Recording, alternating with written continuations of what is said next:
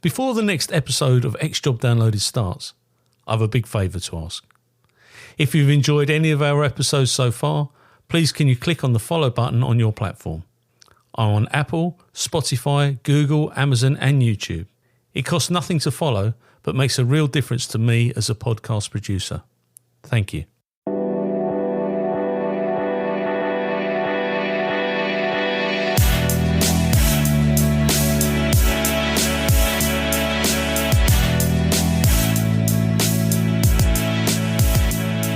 This interview has been tape recorded. My name is Paul Maleary and this is X Job Downloaded. And today I'm going to interview Jag Singh. Now, Jag is the Vice Chair of the Sikh Association of Police Officers. Is that correct? That is, yeah. Thanks ever so much for taking the time out today to do this interview with me. And as I said before, we're not going to touch on anything operational.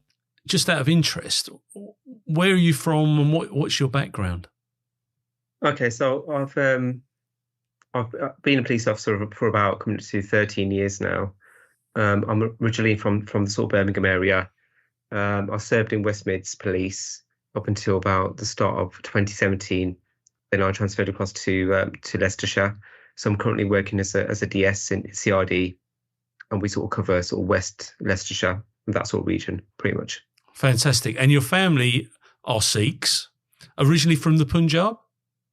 Yeah, so I'll be sort of second generation. So my parents came over, I believe my dad came over around about the 1960s or thereabouts, towards the end of the 1960s. So did my mum, and they moved to the sort of Smethwick area of Birmingham, pretty much. But they had the sort of same sort of story around how sort of people came over many sort of years ago with how much money they had. I think my dad had about £3 in his pocket when he first came over. But yeah, so they sort of lived and worked in the sort of Birmingham area pretty much, and it's still there now.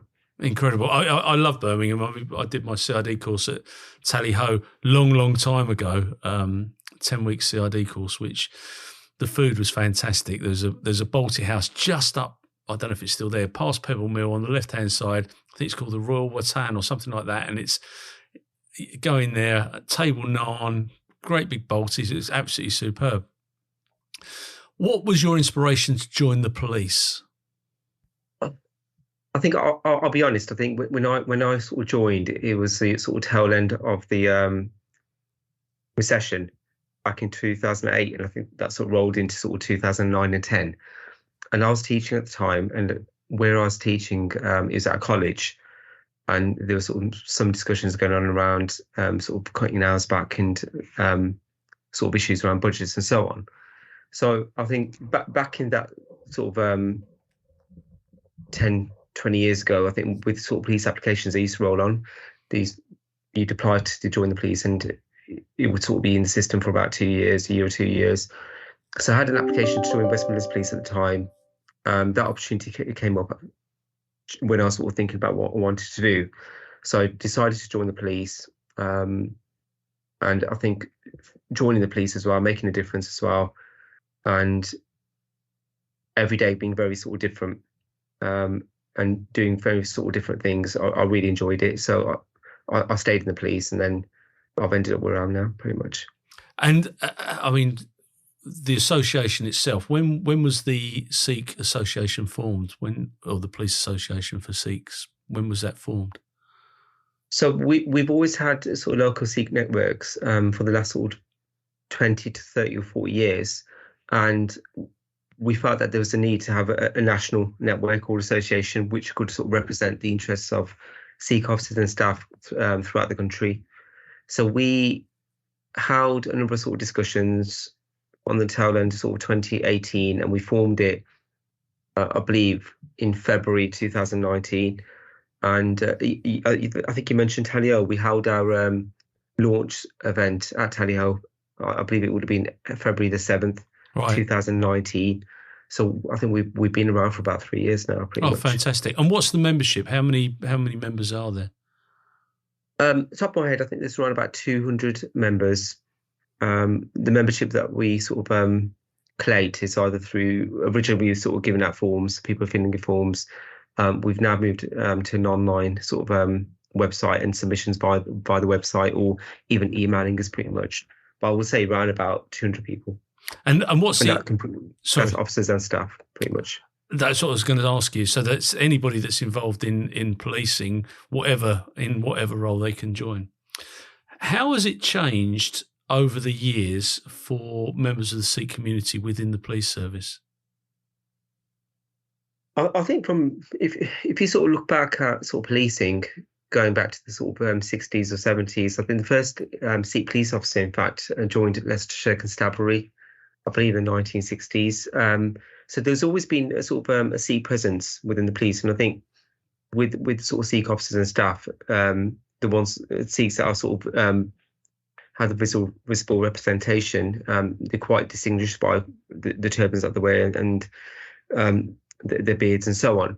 So I think there's always been a bit of a presence around within the police service in terms of the Sikh members of the police, and in terms of representation as well. I think generally it's been quite good as well. I think in terms of our sort of population within the UK and how many Sikhs we have within the police service, I think I'll say it's fairly well represented within the police service. But again, saying that, there's obviously sort of differences in terms of concentrations. So for example, West Midlands Police, Thames Valley Police, the Met, even Leicestershire as well, they might have more Sikhs working within those police forces, but that's representative of their populations pretty much.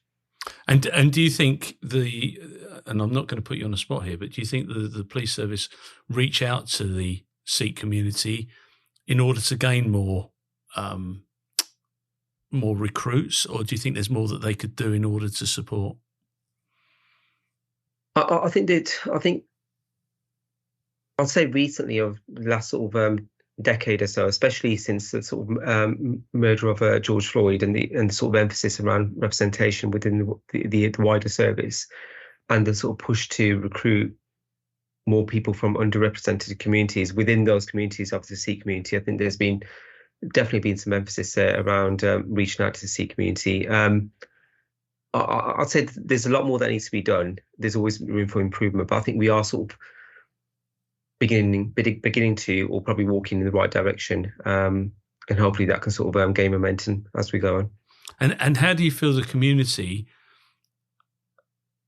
accept you as a police officer? You know, the Sikh community, they're very, very, very proud people. I mean, I had the pleasure of going to a temple in Grays where I had to deliver a speech around Asian gold that was being stolen. And the hospitality was fantastic. Very, very proud people. What's the acceptance of you being in the police in the community? I think if I look within my own sort of friends, of family and friend circles within my sort of local community, and the people that I know from my community from sort of across the country, I think generally, there's they're quite sort of they see it as quite a positive, really, to have someone who looks like them serving within the police. And I think that really helps to break down barriers as well in terms of the relations between the police service and the Sikh community as well. So there's a whole lot of benefits to it, and I think a lot of people do sort of see that and understand that and appreciate that. But again, there are some sections of the community that might not be as receptive to having Sikhs serving within the police. But I think on the grand scheme of things, from the interactions I've certainly have, I think it's generally sort of a positive message, really, more than anything else. And that's fantastic. I think, you know, the positivity around it is absolutely brilliant. And what my aim is to speak to all the different diverse groups within the police service, to, you know, the operational heads like you, the representatives from the associations, because I think that the public need to understand that the police is a jigsaw puzzle and every part is important, and we need to have that jigsaw puzzle complete with every cross member of society, you know, cross section of society. How do you foresee the future for the association?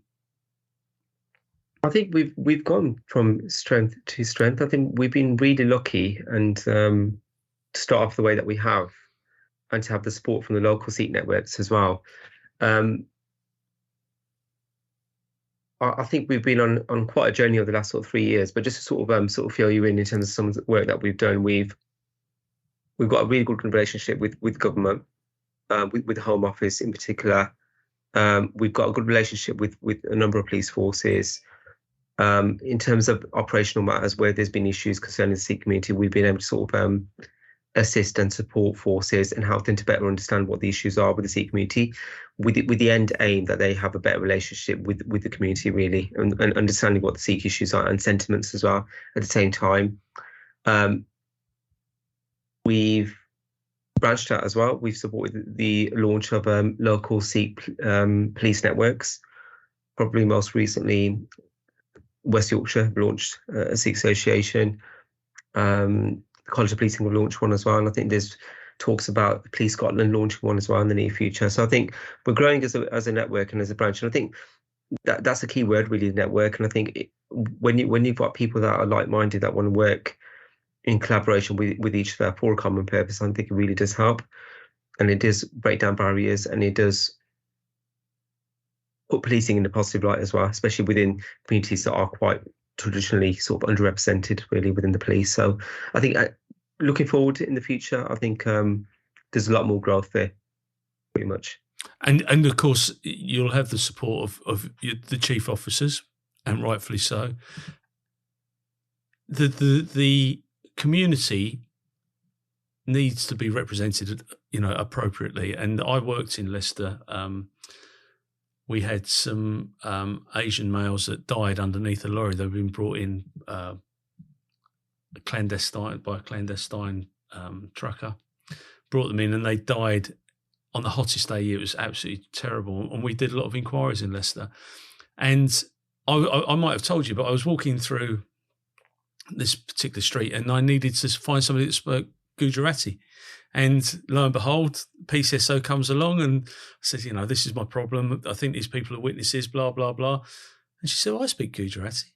And next thing you know, and it all falls into place. And that is proper community policing. You've got to have the right people in the right places. What's the future going to be for you, though? I mean, you're a sergeant now. You're obviously going to be hopefully you'll be looking to get promoted at some point. Is that the aim?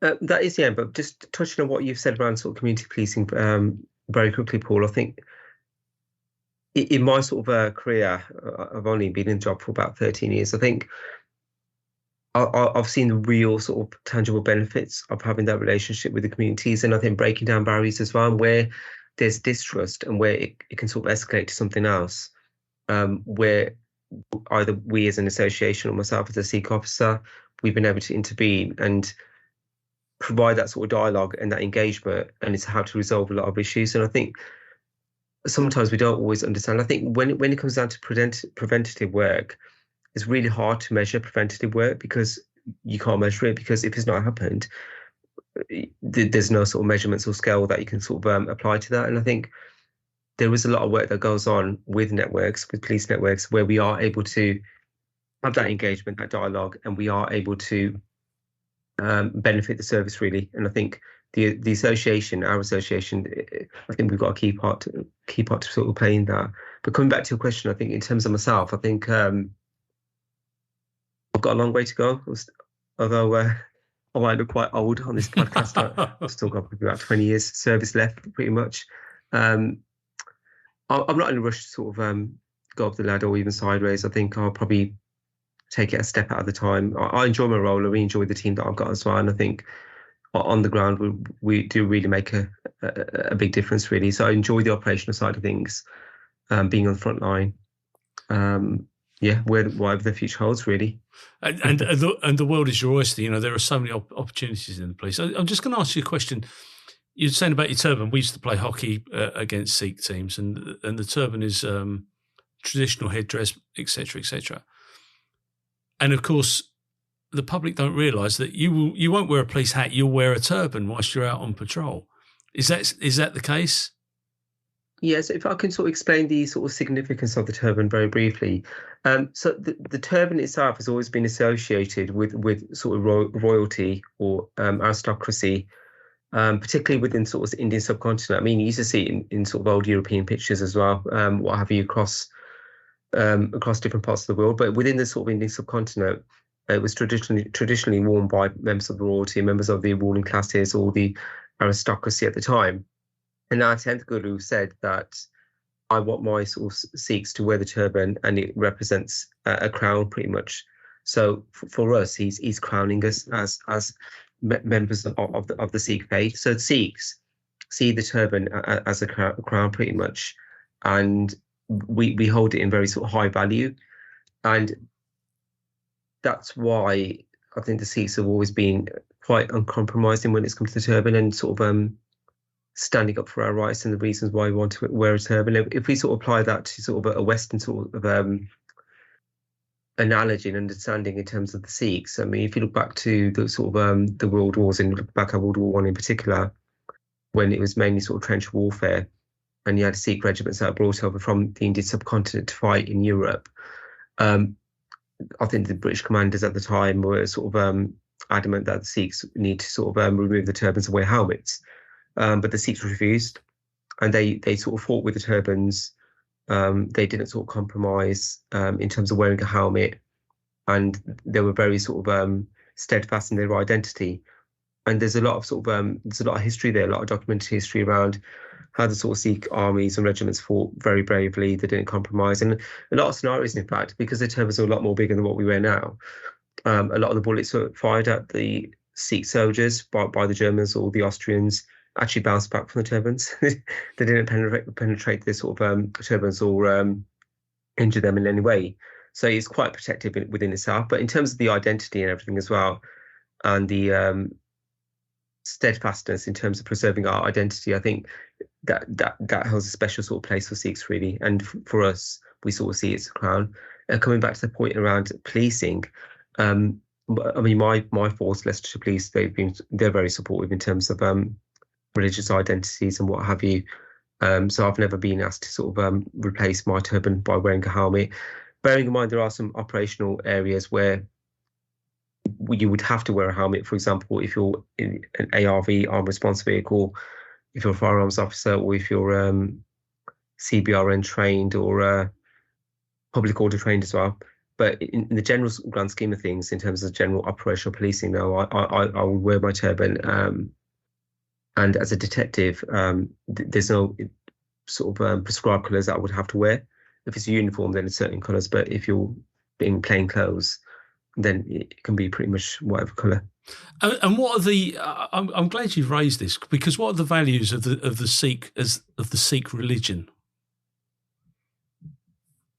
To sum it up very briefly, if you look at the three sort of principles of the Guru Nanak, the first Guru, one is Kirat Karo, which is earning an honest living, not stealing from the poor, not subjugating other people and taking their sort of values or possessions, but living an honest living a sort of household life, really. Second principle is Valgeshako, so sharing with the less fortunate, and that can sort of be seen within our Gurdwaras up and down the country, where anyone from any sort of class, creed, or race or ethnicity can walk into a Gurdwara and expect to have food there, including the homeless. And the other principle is Valgeshako. So we got a very sort of big emphasis around spirituality as well. Naam Japo. So the emphasis around sort of spirituality is meditating on God and remembering God and building that closer connection to God whilst we're still alive, and having that spiritual connection there, really. So they're the main three principles, and within those principles it is around sort of standing up for others as well, and where we need to not being shy or reserved when we have to, really, more than anything else. So I think a lot of these Sikh principles align with the ethics of policing as well. Absolutely. And the sort of wider Nolan principles of public life around being selfless and everything else. But they're sort of principles that we, as Sikhs, would aspire to more than anything else. That's fascinating. I mean, I literally thought about that when you were explaining about the turban. I mean, it's really important to understand what your principles are. Before, I mean, I'm not going to press you on anything else, but before we go any further, is there anything you'd like to add or to clarify?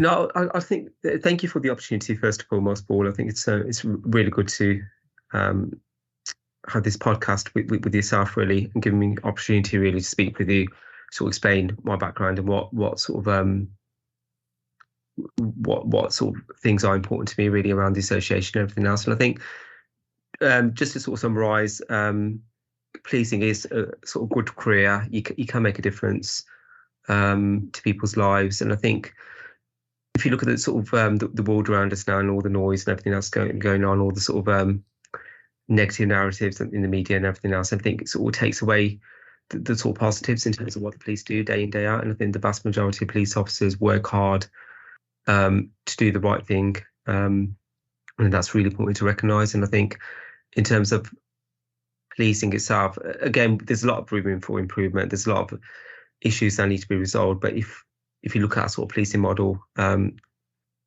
sort of community policing by consent, I think we sort of sometimes fail to realise we're quite the envy of the world.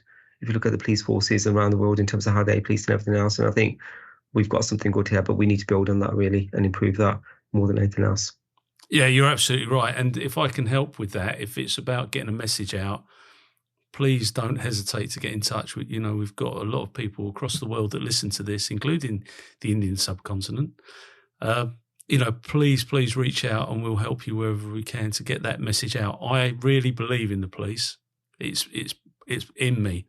And I believe that there are people that will let us down, but that just reflects society at large. And if you take a city of 140,000 people, which is about the size of the police service as a collective, in that 140,000, you will have people that will do the wrong thing. The fact is that we, the British police, have a minority of people that do that. If you took a city or a town of 140,000 people, there'll be far more people doing wrong. So we're on the right lines. We just need to make sure we keep going and get rid of the bad people. Absolutely. And just to sort of finish off here as well, in terms of what we're looking to do, we're looking to hold our AGM at hopefully Warwick Castle in April. So that'll be a nice sort of venue location for it. Lovely. We're doing a sort of staff survey currently with the university around sort of our sort of members, and looking at themes around retention, recruitment and progression and wellbeing as well in general. And then we're currently sort of working with a number of forces around our sort of 3-year strategy and where we want to be in 3 years and how we can support those forces and what they can sort of do to sort of help us on that journey, really, pretty much. So that's just a couple of things that we're doing in the pipeline at the moment. But yeah, that's brilliant. And if people want to get hold of you, I'll put all your links on the podcast, but is there an email address or anything that they can get hold of? Yes. So just to have a look at what we're sort of currently doing, what we've done, what we're looking to do, our website is www.nspauk.org. If anyone is interested in sort of applying and becoming a member, again, we don't sort of have a sort of barred policy around who can join, even if they're not Sikh, but they sort of have an interest in Sikh ethos, they can join absolutely fine. So just visit the website really, and you can see some further details on there. And if you want to get in touch, our email address should be on there as well. That's brilliant. And I think it's fair to say that if we had any members of the Sikh community that had wanted a little bit of advice around joining the police service, they can contact you through that site as well. Yes, absolutely. That's brilliant. And we'll put this out through all the social media strands and make sure that we hit the right places. That's brilliant. Thank you for your time, Paul. Jag, take care. Keep safe, mate, and tell all your friends up in Leicestershire to keep safe as well, please. Will do. Thank you. Thanks, mate. Take care. Bye-bye. Bye.